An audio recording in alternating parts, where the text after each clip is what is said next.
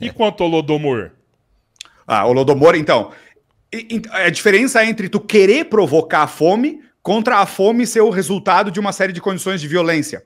Tá? Porque, por exemplo, é estranho que as pessoas sempre falam de Holodomor, mas poucas pessoas falam sobre 100 milhões de pessoas que morreram de fome em Bangladesh por causa da aplicação do capitalismo inglês na Índia. Vocês sabiam disso? Não. Óbvio, por quê? Porque quem conta a história... Já ouviu falar sobre isso, Cabeleiro. Eu não me lembro quem já falou sobre isso aqui. Provavelmente eu falei no programa passado. Será que...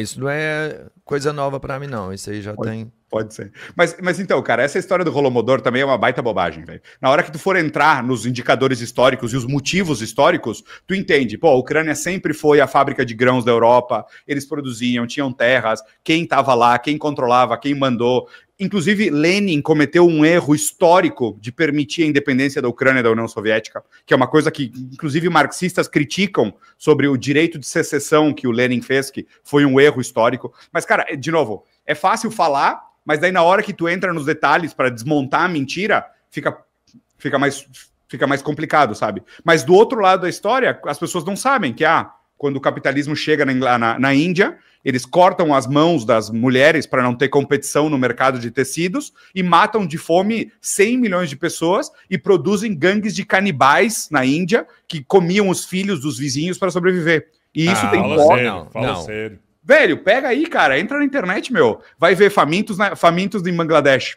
Famintas na Bangladesh por causa da West India Trading Company. Os caras cortavam as mãos das mulheres. Por que arrancar a mão de uma mulher? E comiam os filhos. Então, duas histórias paralelas. Primeiro, o negócio de cortar as mãos das mulheres. Quando a West India Trading Company é uma das primeiras empresas grandes capitalistas da história da humanidade, tá? Eles fazem as rotas para vender tecido e produtos ingleses para a Índia. Então, eles fazem uma rota ao redor do continente. Quando eles chegam na Índia para vender tecido, tem um grande problema. Os tecidos da Índia eram muito bons e muito baratos. Daí o que eles fazem? Eles cortam as mãos das mulheres da Índia para elas não poderem competir contra os tecidos ingleses. Cara, isso está amplamente documentado. Amplamente documentado. Entra na internet agora. Eu desafio qualquer pessoa que está vendo esse vídeo. Entra na internet e vai ver. West India Trading Company cutting hands of women in India. E vocês vão achar toda a história. Caralho, velho. E essa parada de comer as criancinhas, velho? Então, comer criancinha... Isso não é história de comunista? Eu achava que era comunista. Pois é. Então, mas isso eu tô tentando entender melhor o lance das mulheres. Tá, beleza. Volta aí. Pega nesse, então. Explica melhor pra ele. Porque aí chega uma galera pra querer vender tecido lá, e lá já tinha o tecido. E eles chegam no lugar que já tem tecido pra vender o tecido, onde já tem os corta-mão das mulheres pra vender... Pra elas não produzir tecido. Pra elas não produzir. Entendi, mas tirou toda a produção da mulher. Não é só tecido que ela não vai produzir.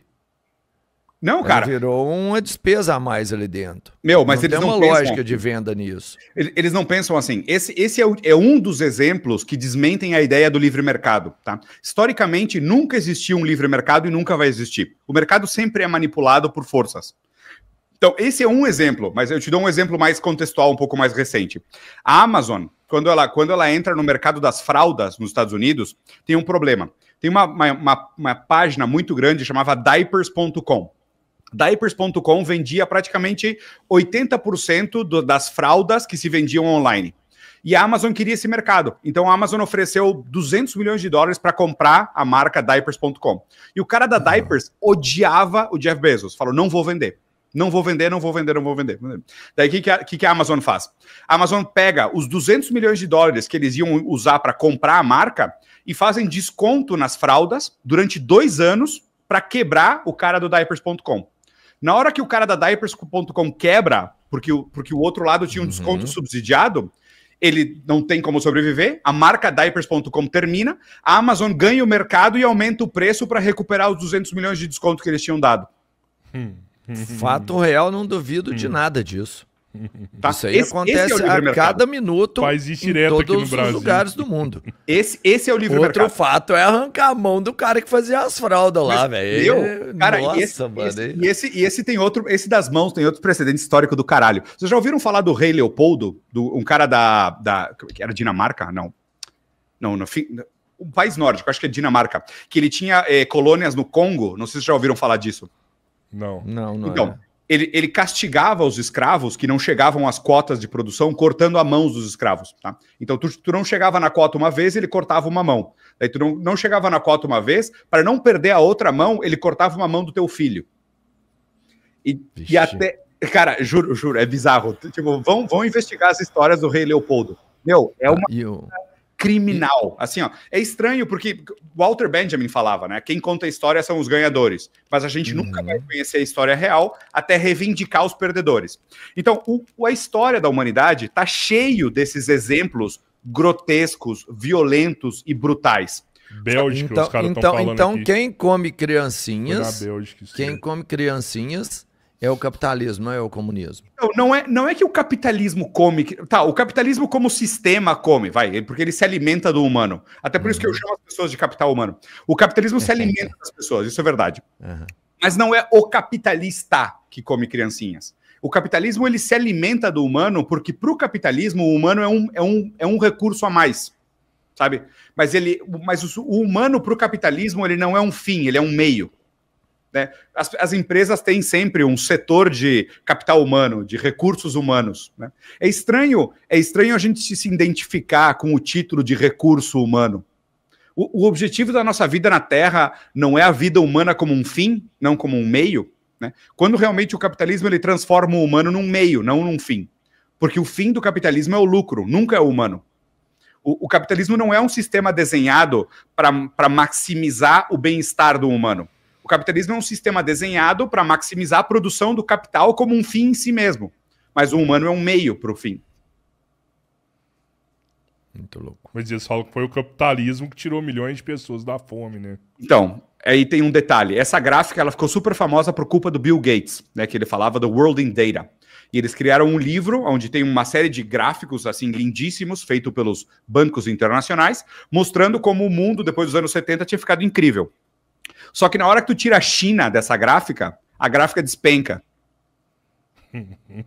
A hora que tu tira a China da equação, nossa, a gente acabou com a pobreza do mundo. Pô, só que 800 milhões desses pobres, eles desapareceram na China, por causa do Partido Comunista, né? Por causa do Mao, por causa do Deng.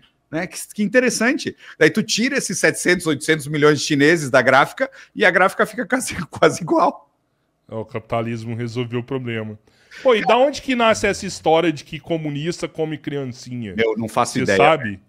Não faço ideia. Eu já ouvi falar que isso foi uma propaganda financiada. Os caras financiaram. Mas vou te falar também, o Cabeleiro, uma propaganda dessa não dá nem pra levar a sério, não. Não dá pra levar. Não, peraí. Deixa eu te falar. Nem no livro de história do Lobo Mau. Rapaz. O Lobo Mau não come as criancinhas. Eu já escutei várias pessoas falando que comunista come criancinha. Não, mas assim, ó. Eu já escutei. Não, isso aí é pagode. Isso é pra. O Goebbels, que era o cabeça de propaganda do partido nazi, ele sempre falou: acusa os teus inimigos daquilo que tu faz. Tá? Essa é a tática número 1 do nazi. O nazi vai sempre culpar o inimigo do que ele faz. Então essa ideia de, sabe, normalmente eles sempre apontam o dedo para o outro lado, mas eles estão falando deles mesmos.